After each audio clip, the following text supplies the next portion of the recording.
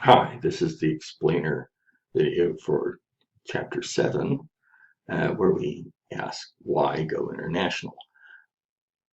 This is mostly from the point of view of Western companies. I put a couple of videos in the assignment, the reading assignment for emerging market companies. They're very much worth watching, but they also draw on these ideas. So why go out of your home country? um, Access to new customers. Most of the growth in population and wealth is in other countries than the liberal West. And so firms have gone in search of it.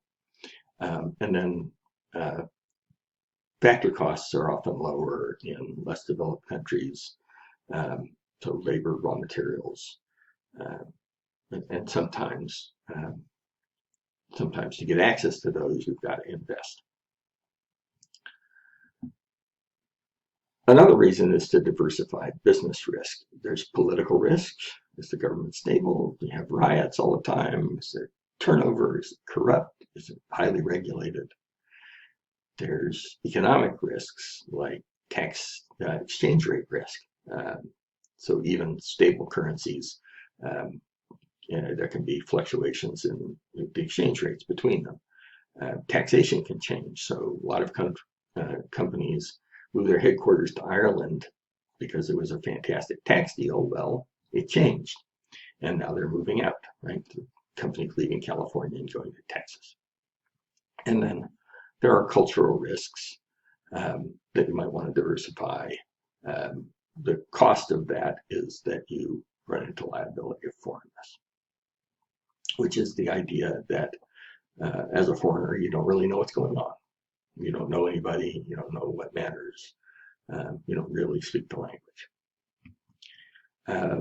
One way to think about that is the cage framework, where uh, you assess that when you're thinking about entering a country, you assess these four kinds of difference. Um, Attractive ones have moderate cultural difference, distance, the same language, same dominant religion. Um, they're pretty similar. So a British company moving to a Commonwealth country, or a U.S. company, or any Canadian company moving to another Commonwealth country. Um, Administrative and political difference is it.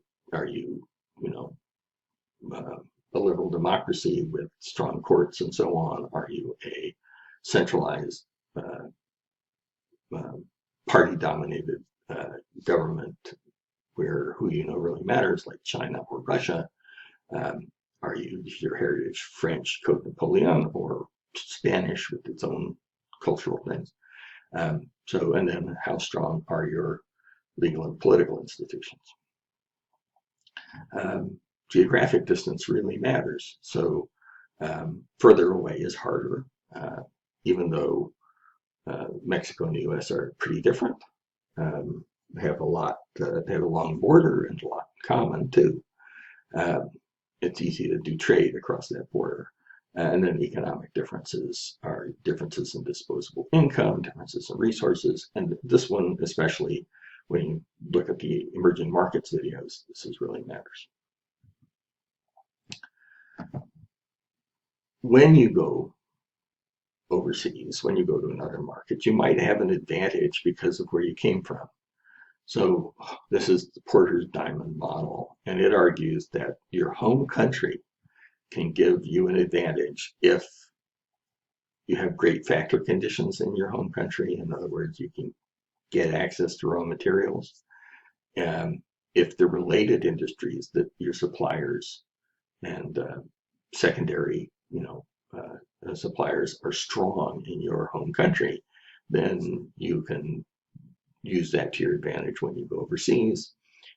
Having very demanding consumers in your home country prepares you to compete overseas. And then if domestic rivalry is intense, you learn how to compete. And when you go overseas, you can be aggressive. And this is all relative to the country you're entering, right? So if if uh, if you have great factor conditions, a lot of rivalry, strong demand, and strong supporting industries, and you go to a country that has the same setup, you're not going to have much of an advantage. But if you do, and your target country doesn't, like Chinese companies going to Chile, then the new entrant, the foreign company, can have a real advantage. How do you enter? There are transaction-oriented forms of entry like export and licensing. There are direct investment forms of entry like joint ventures, where you have a local partner, and wholly owned subsidiaries. Joint ventures tend to be more first mover kinds of things. Sometimes they're required.